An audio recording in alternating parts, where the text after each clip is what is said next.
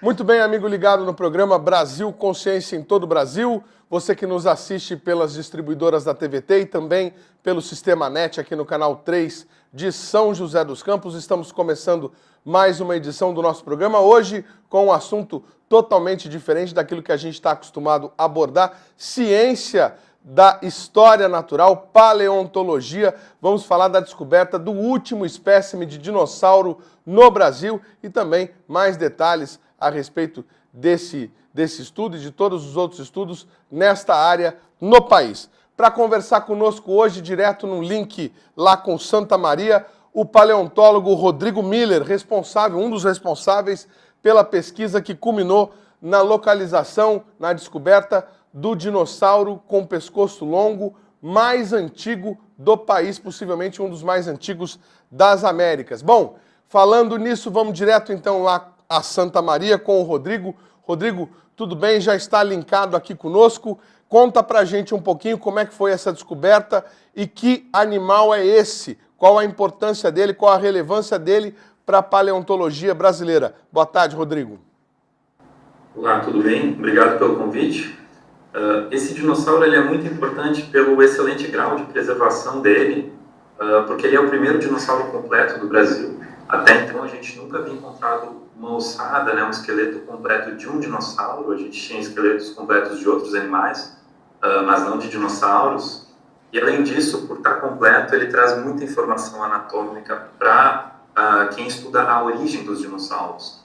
Porque os dinossauros aqui do Brasil, como também da Argentina, são os mais antigos do mundo. Então a gente consegue entender um pouco melhor como foi a origem e o momento inicial de evolução dos dinossauros através dessas descobertas. Muito legal. Vamos ver alguma das imagens que o próprio Rodrigo fez lá em Santa Maria com as ossadas, né, desses espécimes. Não foi apenas um, né, Rodrigo? Foram mais de um. Isso, o esqueleto ele estava associado, o primeiro esqueleto que a gente encontrou, ele estava associado com mais 2 esqueletos, né? Desses 3 esqueletos, então 2 estão completos. Isso é muito interessante, né? Porque além de completos, a gente vai ter 3 dinossauros associados. É algo muito difícil de acontecer, então é uma descoberta muito incomum, muito interessante. Agora conta uma coisa para mim, vocês localizaram retiraram a rocha e localizaram o espécime em 2015. Por que só agora, no final de 2018, que a gente fica sabendo a partir da publicação em revista arbitrada? A gente tem que fazer todo um trabalho de preparação desses espécimes, porque eles estão inseridos numa rocha, né? Na verdade, esses 3 esqueletos, eles estavam completamente envoltos por uma camada de rocha que a gente trouxe até o laboratório de 5 toneladas. Então a gente tem que fazer um trabalho mecânico de preparação para remover essa rocha que está revestindo o fóssil, com o objetivo então de expor, né, toda a anatomia do esqueleto desses animais. Então tem essa parte de preparação que é bastante demorada, e depois disso a gente faz um trabalho de comparação, quando a gente compara, né, cada parte do esqueleto desses animais com esqueletos de animais parecidos, para levantar as informações anatômicas para a gente saber se é um animal novo, se é um animal já conhecido, a que grupo ele pertence e o que ele vai ter de novo para ensinar a respeito de anatomia desses animais. Muito legal. Agora, o que chama a atenção, principalmente quando a gente vê aí as imagens dos esqueletos, imagens que o próprio Rodrigo fez, é a qualidade da preservação desse esqueleto. Além de completo, ele parece praticamente uma peça de brinquedo, né? Algo que alguém produziu. Praticamente você vê sangue ali nas ossadas, né? Como se o animal tivesse sido morto recentemente. Na verdade, quanto tempo, Rodrigo? 220 milhões de anos? Isso, esses fósseis, a datação que a gente tem para as camadas de rocha onde eles ocorrem é de 225 milhões de anos. Né? Na verdade, a gente não faz a datação do osso em si, a gente vai datar a rocha que está envolvendo ele. porque essa rocha provavelmente se formou junto com o fóssil. Na época em que esses animais existiam, eles foram encobertos por uma camada de lama que provavelmente foi carregada de um momento em que teve uma cheia ou alguma coisa assim, cobriu esses materiais e com o tempo essa lama acaba se transformando em rocha. Então a gente vai datar essa camada de rocha, onde o material está. Indica então cerca de 225 milhões de anos. E realmente o grau de preservação desses espécimes é muito excepcional, eles são muito bem preservados. Aqui eu tenho o crânio de um deles, né? Então a gente consegue ver toda a superfície do osso muito bem preservada. Essas porções vermelhas aqui, elas são a rocha ainda, parte da rocha que ainda está encobrindo algumas partes, que a gente deixa para dar um pouco de suporte, às vezes. Mas o grau de preservação deles é muito excepcional. É difícil encontrar espécimes fósseis tão bem preservados e tão completos quanto esses. Você acabou de mostrar aí pra gente o crânio de um deles, né? Na sua mão parece pequenininho. Qual é o tamanho que um animal desses atingia? Então, esse animal ele teria cerca de 3,5 metros de comprimento. O que acontece? A cabeça deles realmente é pequena, mas o fêmur, eu tenho um fêmur aqui, já é bem maior. Esse aqui é o osso da coxa, né? Seria o osso da perna, que faz parte da coxa. Ele se chama fêmur. Ele já é bem maior. Porque esses animais eles têm uma cabeça pequena em relação ao tamanho do corpo. Eles vão fazer parte de um grupo de dinossauros que a gente chama de sauropodomorfo, que são aqueles dinossauros grandes de pescoço longo. Então, uma das características desse grupo de dinossauros é uma cabeça pequena em relação ao tamanho do corpo. Por isso, essa desproporção. Mas o animal vivo então, né, teria cerca de 3,5 metros, mais ou menos. 3,5 metros, esse que vocês localizaram, ou toda a espécie? Será que um animal adulto ou com uma complexão física maior seria possível ou não? Ele poderia estar alcançando talvez no máximo uns 4 metros de comprimento, porque dentro dos esqueletos que a gente encontrou, pelo menos um deles, que é o maior, já parece ter atingido quase o tamanho máximo, né? A gente consegue determinar isso observando as suturas que ficam nas vértebras do esqueleto axial dele, né? As vértebras elas são divididas em duas partes. O centro vertebral, que é essa parte aqui de baixo, e o arco neural, que é essa parte de cima. Entre essas duas partes, a gente às vezes vai ter uma sutura, que é uma linha visível. Nessa aqui a gente já não consegue ver. Quando a gente não consegue mais ver essa sutura, é bem provável que o animal já esteja atingindo o tamanho máximo dele.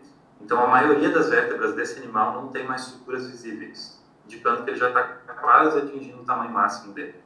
O fato de 3 animais terem sido encontrados tão próximos, né, dentro dessa rocha, significa alguma coisa? Eles eram uma família, talvez? A gente acredita que eles podem ter vivido em bandos. Isso se chama hábito gregário na biologia.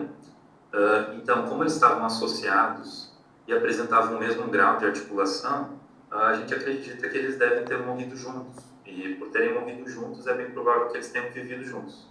Então, pode ser um indicativo de hábitos gregários, de viver em bando. Agora, quando a gente fala em descoberta de dinossauro, nós vamos falar ao longo do programa de todos os dinossauros já catalogados aí no Brasil. Nós temos 21 espécies. Essa descoberta sua seria a 22ª? Eu não sei de cabeça exatamente o número de espécies no Brasil, porque existem problemas, às vezes, em relação à atribuição do material para dinossauro. Por exemplo, aqui no Rio Grande do Sul, a gente tem um material que se chama Sacissaurus, que esse animal, para alguns autores, para alguns pesquisadores, ele é considerado um dinossauro. Já para outros, ele não seria de fato um dinossauro, mas seria um parente muito próximo dos dinossauros. Isso faz com que, às vezes, essas contagens possam ter variação. Mas aqui para o Rio Grande do Sul, esse animal ele conta como uma nova espécie, o macropolo, e realmente ele está bem dentro do grupo dos dinossauros. Ele não seria uma espécie parente próxima dos dinossauros, seria de fato um dinossauro. Além da publicação, se o senhor puder dizer as revistas em que foi publicado o estudo, além da publicação, parece que vocês receberam bastante visita e a gente procurou na internet e viu bastante vídeo internacional de reportagem, buscando informação sobre esse novo espécime brasileiro. Parece até que o interesse internacional é maior do que o interesse dentro do país. É correto afirmar isso, não? Assim, a paleontologia no Brasil ainda não é tão difundida quanto em outros países. Na Argentina, por exemplo, que é um nosso país vizinho aqui, a paleontologia já é bem mais difundida.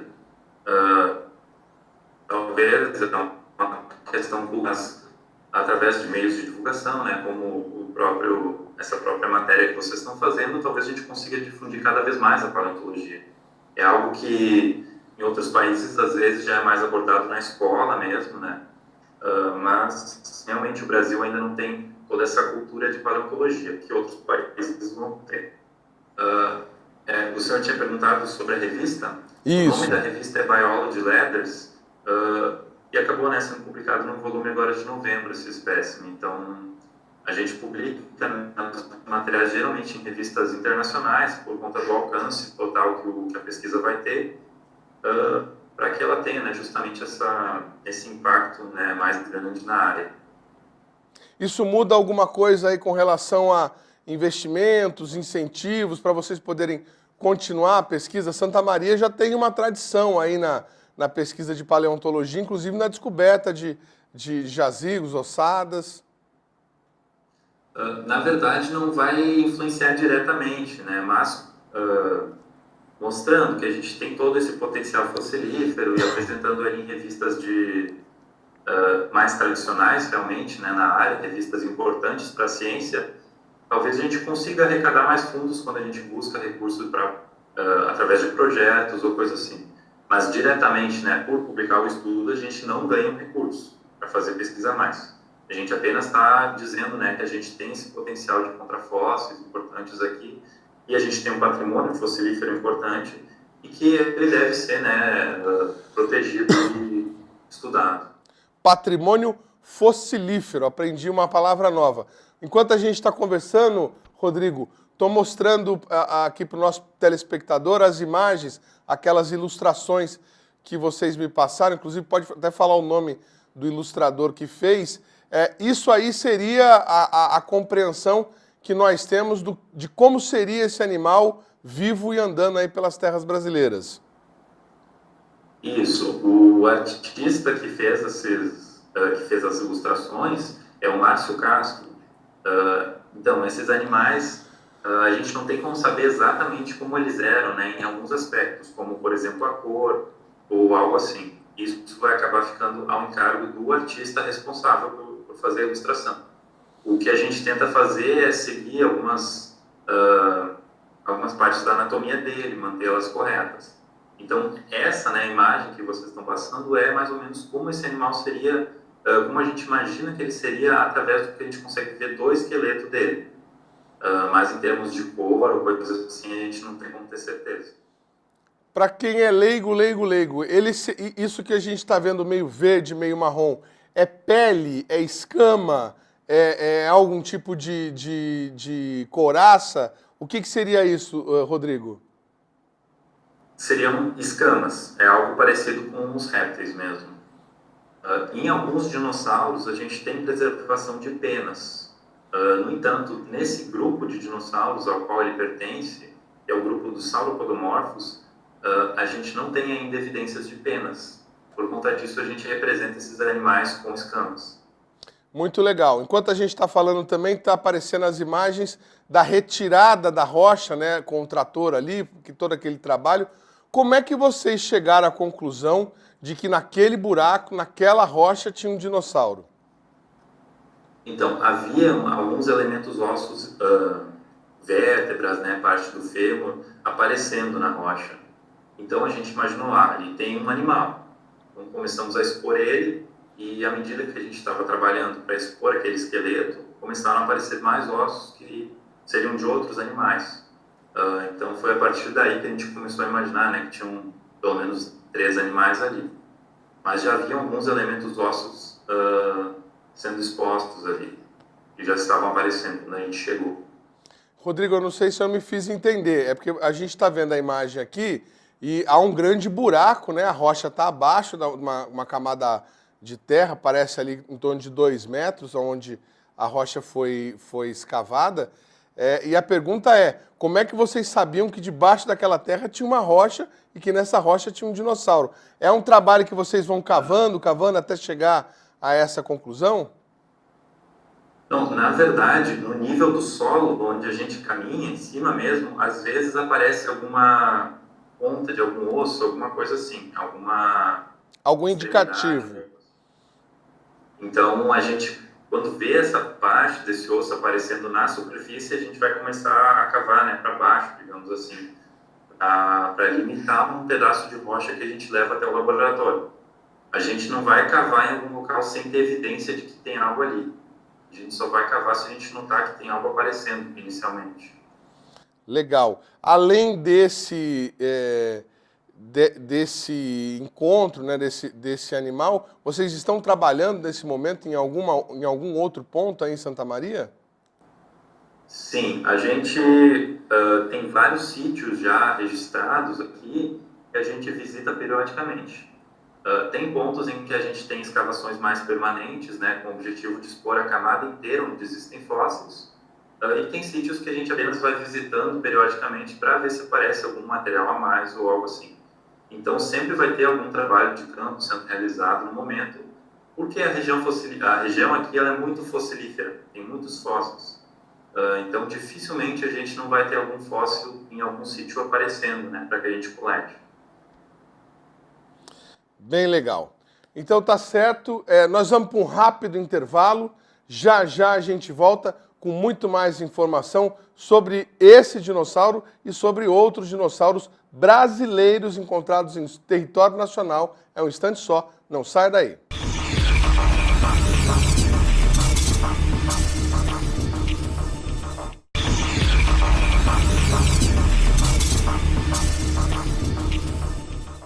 Brasil Consciência, segundo bloco, hoje falando de paleontologia, descoberta de mais um dinossauro brasileiro lá em Santa Maria. Estamos em contato com o paleontólogo Rodrigo Miller, que nos atendeu aqui neste link e está conversando com a gente hoje a respeito da descoberta dele. No bloco anterior já mostramos a alçada, já mostramos a ilustração, já mostramos a retirada da rocha onde o animal foi localizado. Vamos passar rapidamente, o Rodrigo vai acompanhar com a gente para ver se a gente fala alguma bobagem, as 21 espécies já catalogadas de dinossauros brasileiros. Acompanhe no VT. Começando a nossa lista de dinossauros brasileiros, o Pampadromeus barberenai, um onívoro que viveu nas terras brasileiras há 230 milhões de anos no período Triássico. A ossada do animal foi encontrada nas proximidades de Agudos, no Rio Grande do Sul, em 2004. O Saturnalia tupiniquim é um onívoro que viveu no Brasil há 225 milhões de anos. O espécime foi localizado em rochas ao lado da rodovia BR-508, nos arredores de Santa Maria, em 1998. Aí nós temos o primeiro carnívoro da lista, o Guaíbasaurus candelariensis, de 1,80 m de comprimento. Ele foi encontrado em rochas próximas à Candelária, no Rio Grande do Sul, em 1990. E o nome faz referência à cidade da descoberta. Aí mais um espécime carnívoro, a Mirixa assimétrica, que tinha até 1,80 m de comprimento. Esse animal viveu no Brasil há 110 milhões de anos, no período Cretáceo, e teve sua ossada localizada no município de Arapina, em Pernambuco, em data incerta. Outro carnívoro, o Staurikosaurus priscei, que viveu no Brasil há 225 milhões de anos, no período Triássico. Ele foi encontrado em uma fazenda perto de Santa Maria, no ano de 1936. O estudo e a descrição do animal foi realizada em 1970. Outro exemplar carnívoro da fauna de dinossauros brasileiros, o Santana Reptoplácidos, que foi localizado em Santana do Cariri, no Ceará, na Chapada do Araripe, em 1991. O predador era da mesma linhagem do Tyrannosaurus e do Velociraptor. Mais um herbívoro da lista de dinossauros brasileiros, o Unaysaurus tolentinoi, que tinha até 2,50 metros de comprimento e foi localizado pela primeira vez na localidade de Água Negra, em São Martim da Serra, no Rio Grande do Sul, em 1998. Outro carnívoro, o Pycnonemosaurus nevesi, que tinha até 7 metros de comprimento. Ele foi encontrado na fazenda do Roncador, próximo a Paulo Creek, no Mato Grosso, nos anos de 1950. Aí o Angaturama limai, um carnívoro que viveu no Brasil há 110 milhões de anos no período Cretáceo. A ossada do animal foi encontrada na Chapada do Araripe, no Ceará, e ele foi descrito em 1996. Agora outro carnívoro, o irritador chalengere, de 8 metros de comprimento, que foi encontrado na Chapada do Araripe, no Ceará. A data da descoberta é incerta, mas seus ossos foram estudados no ano de 1996. O primeiro gigante da nossa lista, o Brasilotitanemópagus, um herbívoro que viveu há 70 milhões de anos no período Cretáceo. A ossada do animal foi encontrada perto de Presidente Prudente, em São Paulo, no ano de 2000. Agora um herbívoro que viveu no período Cretáceo, o Trigonosaurus priscei, que tinha até 10 metros de comprimento. Ele foi encontrado no distrito de Peirópolis, em Uberaba, Minas Gerais, entre 1947 e 1949. Esse é o Amazonsaurus maranhensis, um animal herbívoro que viveu no período Cretáceo e que tinha até 10 metros de comprimento. Esse espécime foi localizado em Itapecuru-Mirim, no Maranhão, no ano de 1991. Aí o maior carnívoro já localizado em território brasileiro, o Oxalaia quilombensis, que tinha de 12 a 14 metros de comprimento. Ele foi encontrado na ilha do Cajual, no Maranhão, em 2004. Agora um espécime herbívoro que viveu no Brasil há 70 milhões de anos no período Cretáceo, o Adamantisaurus mesalirae, que tinha até 15 metros de comprimento. O espécime foi encontrado próximo à Flórida Paulista em 1958. Outro herbívoro do período Cretáceo brasileiro é o Baurutitã britoi, que tinha 12 metros de comprimento. Esse espécime teve sua ossada localizada no distrito de Peirópolis, em Uberaba, Minas Gerais, no ano de 1957. Agora o Tapuiasaurus macedoi, um herbívoro que viveu no período Cretáceo. O animal tinha até 13 metros de comprimento e foi localizado no município de Coração de Jesus, em Minas Gerais, no ano de 2005. Outro herbívoro que viveu no período Cretáceo no Brasil, o Gondiuatanatitã faustoi, que tinha até 13 metros de comprimento. Ele foi encontrado em Álvares Machado em 1983. Aí temos o Aleosaurus maximus, um herbívoro de até 15 metros de comprimento que viveu no Brasil também no período Cretáceo. A ossada desse animal foi localizada a oeste do estado de São Paulo em data desconhecida. Outro herbívoro do período Cretáceo, o Uberatitã ribeiroi. Esse animal tinha até 17 metros de comprimento e foi localizado na Serra da Galga, em Uberaba. A data da descoberta é desconhecida. Estima-se que o animal poderia alcançar até 23 metros de comprimento e pesar em torno de 16 toneladas. Outro herbívoro que viveu no período Cretáceo, o Machacalisaurus topai, que tinha 13 metros de comprimento. A ossada deste exemplar foi encontrada em Prata, Minas Gerais, em 1995. Seguindo em frente, nós vamos falar de um outro dinossauro que foi localizado aqui pertinho da gente, não está nessa lista de espécies, justamente por conta daquelas questões controversas que o Rodrigo falou anteriormente, mas ele é um dinossauro que foi encontrado em Taubaté e originou a partir dele a criação de um museu de paleontologia lá na cidade de Taubaté. Nós fomos lá conhecer e vamos mostrar para vocês agora.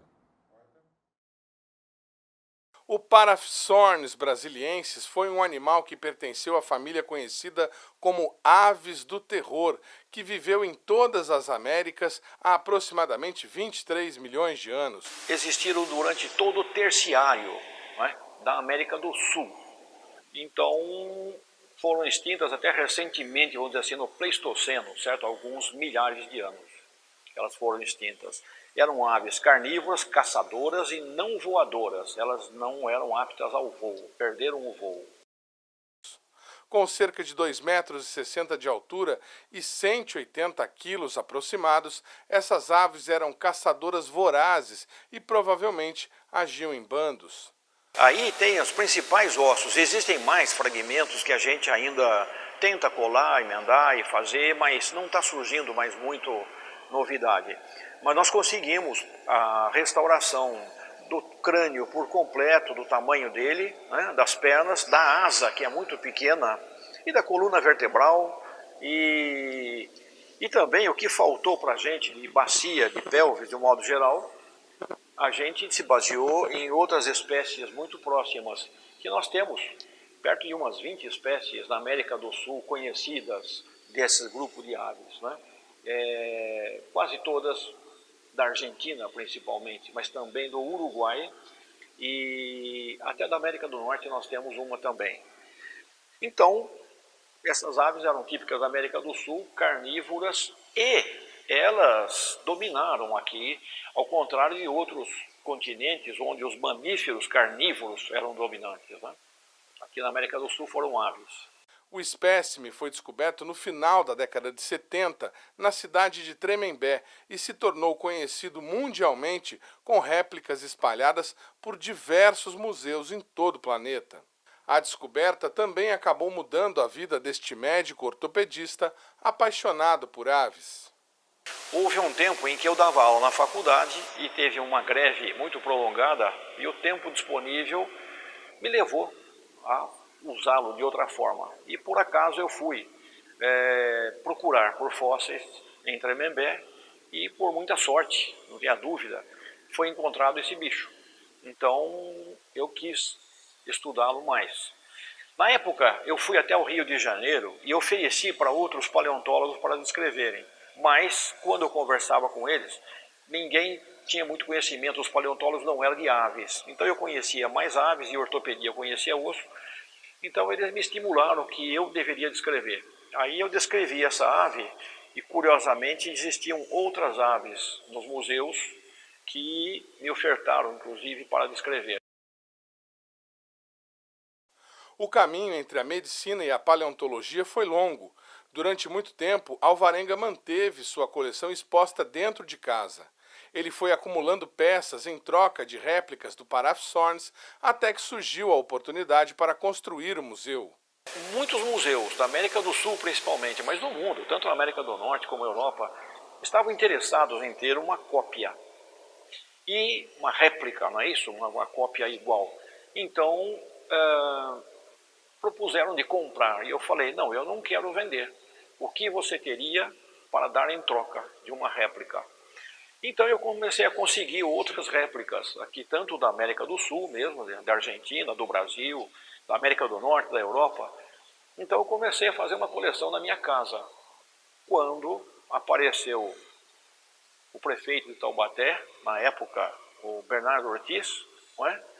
E ele chegou e falou para mim, vamos fazer um museu de história natural?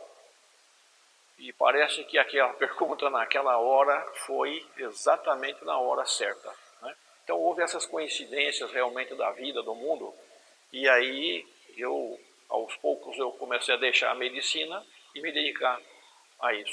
Hoje, o Museu de História Natural de Taubaté é uma referência em todo o país e acumula peças importantes, como este crânio do temido Tyrannosaurus Rex ou esta réplica do famoso Velociraptor. Esse Velociraptor é uma reconstituição. Nós temos aqui uma réplica perfeita do crânio e do pé, né, em tamanho natural.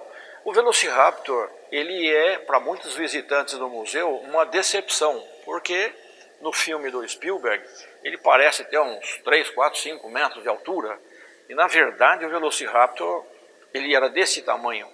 Porém, ele tem fama de que mesmo com um tamanho pequeno, ele tinha uma unha terrível, e ele vivia em bandos, e como em bandos ele atacava animais de tamanho bem maior que ele. Se os dinos americanos decepcionam, os espécimes brasileiros, ainda desconhecidos pela grande maioria dos visitantes, impressionam. Bom, e esse jacaré a que a gente se refere é o Purosaurus brasiliensis. Ele é conhecido, muitos restos, partes dele, da região do Acre e adjacências do Acre, tanto do lado da Bolívia como do lado brasileiro também. Então o Purosaurus, ele é tido hoje como o maior réptil talvez, e acho que ele tinha um corpo compatível com o Tiranossauro Rex, e eu não sei dizer se ele não seria um pouquinho até maior do que o Tiranossauro Rex, porque jacaré, ele deitado, o corpo dele, ali tem uma figura que é bem proporcional, e o dorso do jacaré chegava à altura da cabeça de um homem. Então, era um animal bastante grande realmente. E a boca dele aberta parece que é maior do que a boca do Tiranossauro Rex, né?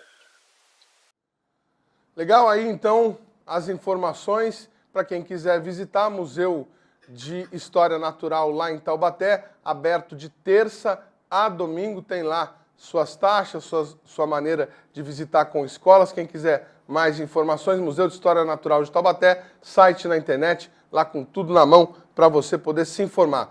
Bom, Rodrigo, quais são os próximos passos agora dessa pesquisa de vocês? O que vocês ainda vão fazer com as ossadas localizadas? E depois disso, o que vocês pretendem fazer? Vai fazer réplicas também para colocar em museus? Qual que é o caminho aí dessa pesquisa a partir de agora? Então, agora, o próximo passo dessa pesquisa é descrever com mais detalhe todo o esqueleto desses animais. Fazer uma descrição anatômica mais aprofundada para que a gente tenha mais informações do esqueleto desses animais. Provavelmente vão ser feitos alguns, 1 ou 2 estudos ainda, então, com base na anatomia desses esqueletos. Depois disso, a gente ainda vai fazer realmente réplicas desses animais para poder expor no museu, para poder também mandar para outros museus, para evitar de ter que expor o material original, né? Porque como ele é um fóssil, ele é frágil, então a gente vai evitar, né, ficar expondo muito o material original. Mas a gente tem esse fóssil disponível para visita, né? As pessoas que têm interesse em conhecer ele podem vir até o nosso centro de pesquisa e a gente mostra ele para quem quiser conhecer. E aí em Santa Maria, vocês já têm um museu de história natural destinado a dinossauros ou alguma coisa parecida que vá receber esse espécime? Sim, na verdade o nosso centro ele fica situado em São João do Polesine, que fica próximo aqui de Santa Maria. Então no nosso centro de pesquisa a gente tem uma amostra paleontológica, que é um museu no caso. Então aqui a gente tem uma exposição com fósseis, com dinossauros, inclusive originais também, e é ali que vai ficar exposto o esqueleto desse animal, quando tiver tudo pronto para a exposição. E os ossos, a ossada original, vocês vão guardar onde? Na universidade? A gente vai deixar exposto por um momento, mas a gente vai deixar o fóssil armazenado na nossa coleção científica, onde a gente tem o controle de umidade, a gente tem as caixas, né, para armazenar o fóssil de forma adequada para que dê segurança para ele. Justamente para evitar alguma perda, algum dano, coisa assim ao fóssil, né, porque ele precisa ser armazenado em algum local que evite esse tipo de coisa. Na amostra pode ser que ele possa sofrer algum dano, coisa assim, né, embora a gente vai deixar certamente com uma cuba de vidro em cima enquanto ele estiver exposto. Legal. Além de você, quantas pessoas mais participaram desse trabalho? Quem está coordenando tudo? A pesquisa do Microcosmo envolveu, eu participei dessa pesquisa, mas o professor Sérgio, que é um professor aqui da Universidade Federal de Santa Maria, é o professor Sérgio Dias da Silva, e o professor Max Cardoso Langer da USP. Então nós três realizamos esse estudo. Bacana. É uma equipe pequena, né, para fazer esse trabalho todo. Todo o trabalho de paleontologia daí de vocês é feito por essa mesma equipe? Não. A pesquisa do Microcosmo fomos nós três. Ah, sim. Aqui no centro a gente tem outras pessoas trabalhando em outros projetos também. A gente tem uma equipe grande. E tem graduação de paleontologia por aí também, não? Aqui na Universidade Federal de Santa Maria, a gente tem o programa de pós-graduação em biodiversidade animal, onde nele a gente tem a linha de pesquisa em paleontologia. Então, quem quiser seguir na área de paleontologia pode fazer seu mestrado e doutorado aqui no nosso programa de pós-graduação. E por conta disso, a gente tem vários alunos que atuam aqui no nosso centro, né, na área de paleontologia. Legal, Rodrigo. Obrigado por atender a gente, obrigado pela paciência e parabéns aí para vocês pela pesquisa, pelo resultado e pela publicação na revista especializada, viu? Grande abraço para vocês. Ok, muito obrigado. A gente também agradece pela oportunidade, né, de divulgar o nosso estudo. Como eu comentei antes, é muito importante divulgar a paleontologia no Brasil, porque a gente tem um patrimônio fossilífero muito importante mundialmente. Então a gente agradece por essa divulgação da nossa pesquisa. Muito obrigado. Legal, obrigado, Rodrigo. Bom, nós vamos para um rápido intervalo e já já a gente volta com mais informação sobre paleontologia e dinossauros brasileiros. É um instante só, não sai daí.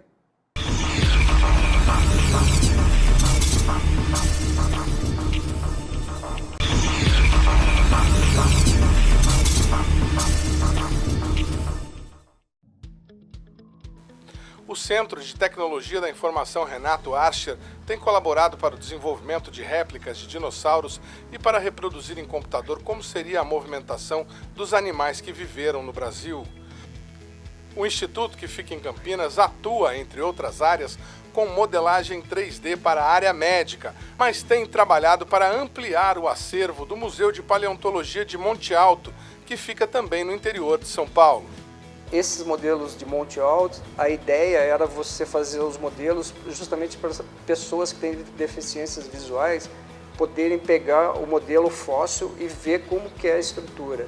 Porque mesmo só ouvindo, eles ficam com dificuldade. Então, quando eles colocam a mão, apalpam, sentem como que é o dente, a crosta, né? Aí eles entendem melhor. Além do Museu de Monte Alto, o Instituto também já havia produzido réplicas de dinossauros para o Museu Nacional do Rio de Janeiro. Eles fazem a tomografia da rocha, porque se você quebrar a rocha, você acaba danificando o fóssil que está dentro. Então eles fazem a tomografia, a gente retira esse modelo virtualmente de dentro, Dentro da rocha, sem precisar reconstrói e o estudo é feito em cima do modelo virtual que a gente construiu. Terceiro bloco, Brasil Consciência, continuando aqui com o nosso assunto de hoje, paleontologia. Nós vimos no bloco anterior o caso do Museu de História Natural de Taubaté, que surgiu a partir do encontro, da localização de um fóssil e também da vontade do poder público. Mas nem todas as cidades são assim. Em São José dos Campos, onde nós estamos sediados, o governo anterior planejou a criação de um museu de história natural e a exposição permanente de dinossauros brasileiros, réplicas de dinossauros brasileiros. Dois exemplares chegaram a ser montados, mas a ideia, depois da troca de governo, acabou sendo descartada. Você vai ver essa história agora num VT, em que nós conversamos também com o idealizador, o projetista dessa empreitada, Luiz Eduardo Anelli, uma das maiores autoridades em dinossauros, em paleontologia do Brasil. Veja no VT. Professor, aqui no Brasil temos pouco mais de 20 espécies de dinossauros catalogadas. Já na Argentina, pouco mais de 100. Por que essa diferença? Outra questão também, por que aqui catalogaram apenas em 2 períodos, o Cretáceo e o Triássico? Olha, o Brasil tem mais de 20 espécies catalogadas e realmente é muito inferior ao que nós temos na Argentina, cerca de 130, 150 espécies. Existiram condições diferentes para os dinossauros viverem na Argentina, com ambientes mais úmidos e mais favoráveis à preservação. No Brasil, nós tivemos grandes desertos e uma certa aridez, o que de certo modo abaixa a diversidade, como no mundo atual. Áreas mais áridas, tem a vegetação é mais rara e restrita, a vida animal é menos diversa também. Então existiram condições ligadas ao passado e existem condições ligadas ao presente. toda a região da Argentina hoje, onde muitos dinossauros viveram, é uma área de semideserto, a Patagônia, o deserto da Patagônia, onde as rochas estão perfeitas, aflorantes. Você consegue procurar os dinossauros sem uma camada de solo e uma vegetação, como é o caso aqui no Brasil. Nossas rochas estão cobertas por florestas e espessas camadas de solo, normalmente cheias de plantações como laranja e canaviais. A questão do Jurássico, no Brasil, de fato, nós temos uma única pegada, uma trilha de pegadas conhecida no Jurássico brasileiro. Toda a plataforma sul-americana, uma parte dessa região, pelo menos, estava em ascensão. E por isso os sedimentos não se depositavam. Os dinossauros viveram por aqui, mas eles não ficaram preservados. Professor, quando alguém pergunta para a gente sobre espécie de dinossauro, automaticamente a gente fala do Tiranossauro Rex. Por que isso acontece? Inclusive, o senhor brinca em palestras a esse respeito. Bom, todo mundo conhece o Tyrannosaurus Rex. Por quê? Porque a América do Norte fez e faz uso da sua pré-história. A América do Norte, a Europa e a Ásia, eles fazem uso, eles usam a pré-história para educar, para ensinar. Então lá existem centenas de livros, milhares de livros, de documentários tratando da pré-história deles. São temas super interessantes que as crianças gostam muito, que os adultos também gostam, e é uma via para educar e para ensinar e falar sobre a pré-história do seu país. No nosso caso, o que nós precisamos é fazer a mesma coisa. Tirar, nossos paleontólogos fazem trabalhos espetaculares. Nós temos uma paleontologia moderna e irradiante, com muitos dinossauros, por exemplo. O que nós precisamos é transformá-los em um produto que as pessoas possam consumir. Fazer com que essa paleontologia, essa pré-história, chegue às pessoas. Nós temos uma iniciativa, fizemos muitos livros, eu em coautoria com a minha esposa, esse é o ABC Dinos, tratando de dinossauros brasileiros, o cotidiano dos dinossauros, os dinossauros do Brasil, o Almanaque dos Dinossauros, um livro espetacular e sensacional, falando sobre as mais novas e modernas coisas que nós agora conhecemos sobre os dinossauros. E claro, o Brasil dos Dinossauros, que é o livro que levou a nossa pré-história a ganhar o Prêmio Jabuti. Esse livro é um reflexo da paleontologia maravilhosa que nós temos. O que nós precisamos, portanto, é popularizar, transformar o conhecimento científico num conhecimento popular, através de livros, documentários e outros tipos de mídias. Nós temos muitas espécies de dinossauros interessantes no Brasil, do ponto de vista do leigo, do ponto de vista do cientista. O que nós precisamos é ter uma linguagem que seja acessível ao leigo. Mas, por exemplo, no período Triássico, nós temos possivelmente os mais antigos dinossauros conhecidos no mundo. E temos lá representantes de uma linhagem, os sauropodomorfos, basais. São pequenos dinossauros já com o pescoço alongado que no período Jurássico vão dar origem aos gigantes, aos maiores animais que habitaram nos continentes. Então isso é muito interessante. E esses fósseis ocorrem no Brasil e de forma bastante variada. E no período Cretáceo nós também temos animais interessantes, como grandes pescadores, como o Oxalaia, o Irritator e o Angaturama. São animais muito legais e muito interessantes. E claro, o Australoposeidon, que foi o nosso maior dinossauro, pelo menos até o momento, com 25 metros de comprimento. Os dinossauros são muito interessantes, não apenas por eles, mas para os locais onde eles nos levam, para um mundo muito diferente do atual, com desertos, grandes vulcanismos e vulcões em grande atividade. Professor, quais são as regiões do Brasil onde mais se encontram fósseis? Essas regiões estão sendo devidamente preservadas? Os dinossauros são encontrados em sítios paleontológicos. Nós temos vários deles no Brasil, mas nós temos especialmente 5 regiões onde os dinossauros são mais facilmente encontrados. Eles viveram por todo o Brasil, mas eles não ficaram preservados em todo o Brasil, nas rochas.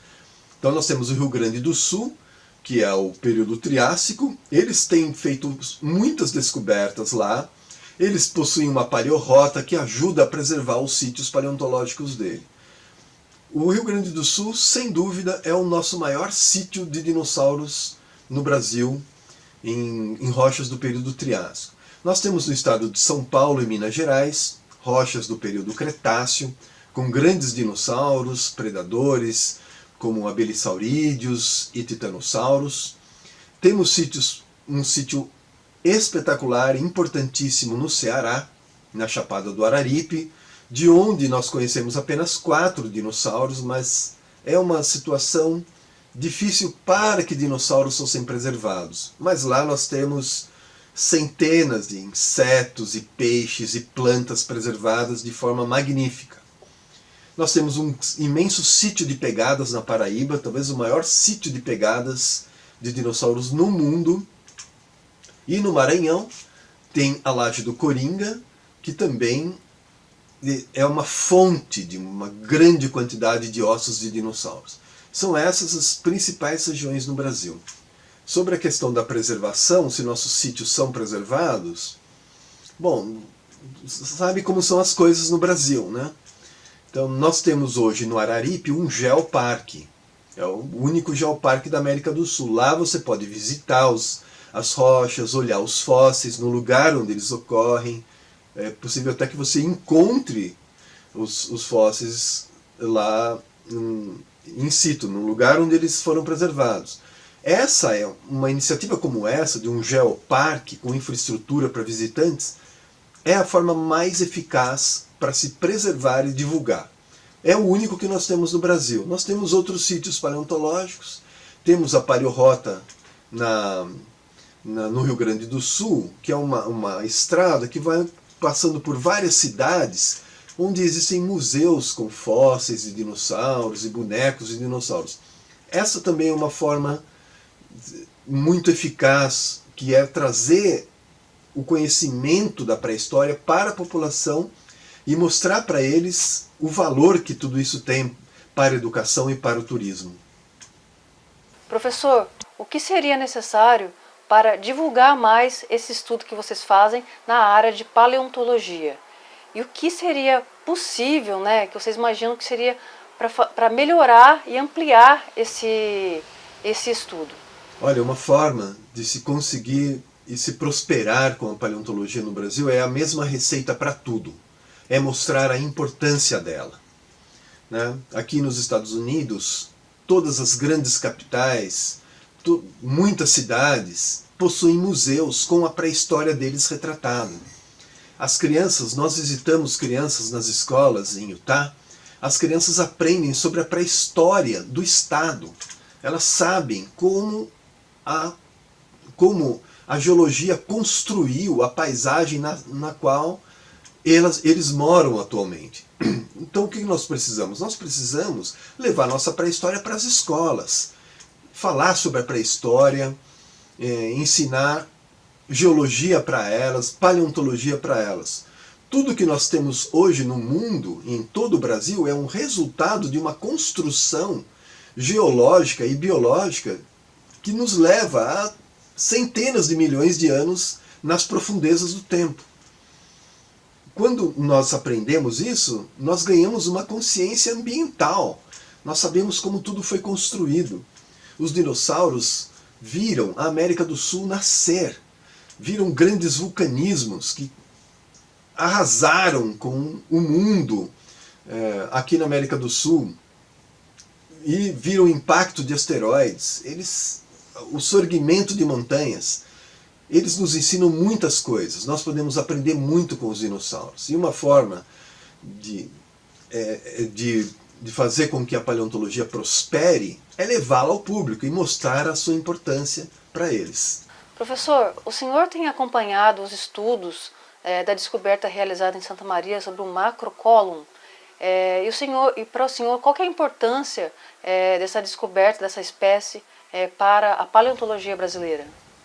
A história do macrocólum, esse novo dinossauro descrito, é muito importante e interessante para o estudo no Brasil e em todo o mundo.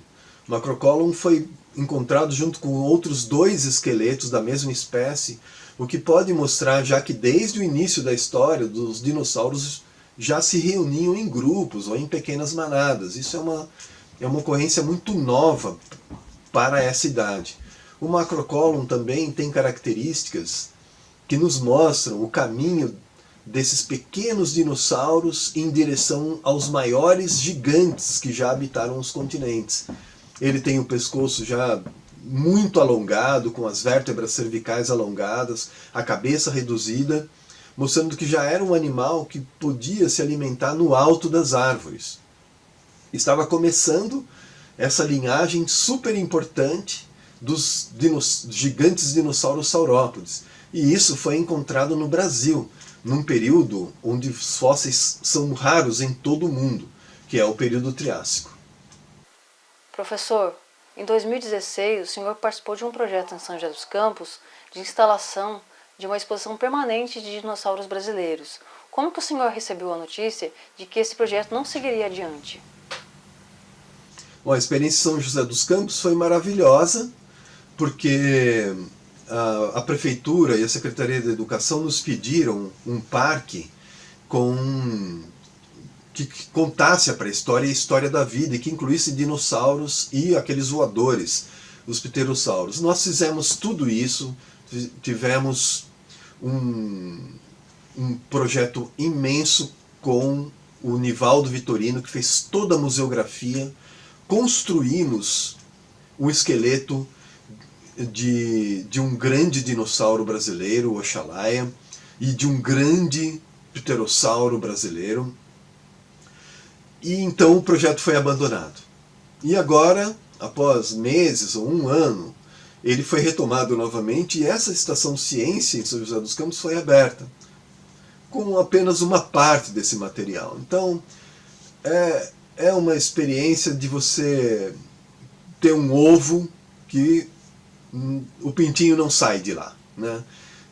Nós fizemos, trabalhamos muito, construímos os esqueletos, hoje eles estão lá expostos, mas o projeto infelizmente não está finalizado.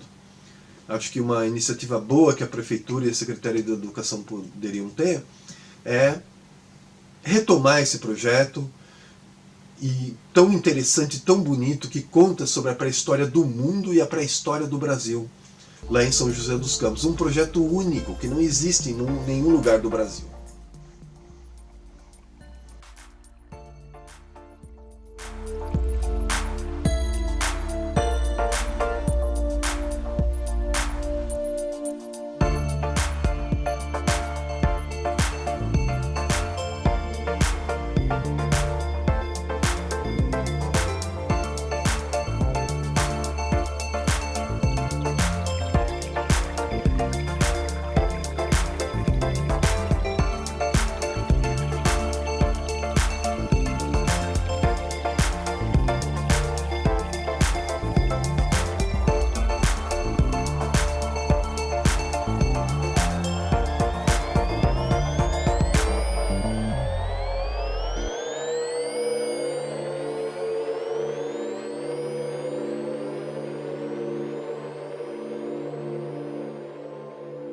O programa Brasil Consciência vai ficando por aqui. Vocês ficam com o comentário de Renata Belzunces, nossa economista do DIEESE, e nós voltamos em 1 semana com mais um programa inédito. Um abraço para você, obrigado pelo carinho da sua audiência.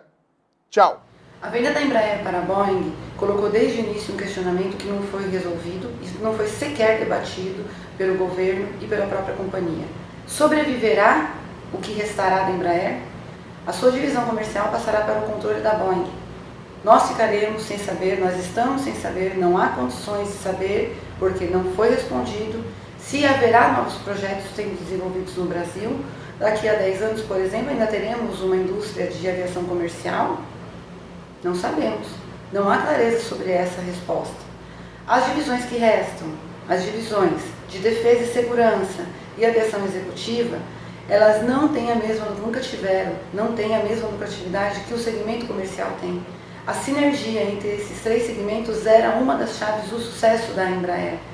Os desenvolvimentos que podiam ser feitos na aviação comercial e repassavam, porque faziam parte de uma mesma companhia, para os outros, para a defesa e segurança e para a aviação executiva, eram bancados, vamos dizer de certa forma, por parte do que acontecia na aviação comercial.